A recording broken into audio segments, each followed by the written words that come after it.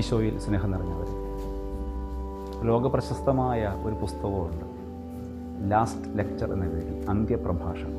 അതെഴുതിയ Randy posh എന്ന ഗ്രന്ഥകാരന് 46-ാമത്തെ വയസ്സിൽ കരളിൽ ക്യാൻസർ ബാധിച്ചു.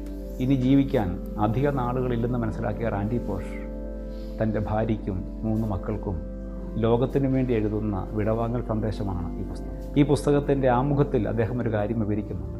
തൻ്റെ ജീവിതത്തിലെ അവസാനത്തെ സന്ദേശം നൽകുന്നതിന് വേണ്ടി പിറ്റ്സ്ബർഗ് വിമാനത്താവളത്തിലിറങ്ങിയ അദ്ദേഹം ഒരു റെസ്റ്റോറൻറ്റിൽ ചായ കുടിക്കാൻ കയറി. അവിടെ ഗർഭിണിയായ ഒരു വെയിട്രസ് അദ്ദേഹത്തിന് ഭക്ഷണവുമായി വന്നു. ലാപ്ടോപ്പിലെ റാൻഡി പോഷിൻ്റെ കുടുംബത്തെ കണ്ട് അവൾ ചോദിച്ചു, ഇത് താങ്കളുടെ കുടുംബമാണല്ലേ? റാൻഡി പോഷ് പറഞ്ഞു, അതെ. കൺഗ്രാജുലേഷൻസ്, മനോഹരമായ കുടുംബം. റാൻഡി പോഷ് തിരിച്ച് അവളെയും അഭിനന്ദിച്ചു, നിങ്ങൾ ഗർഭിണിയാണല്ലോ, അഭിനന്ദനങ്ങൾ. അവർ പറഞ്ഞു, സോറി, ഇത് ഒരു കൈപ്പിഴ പറ്റിയതാണ്.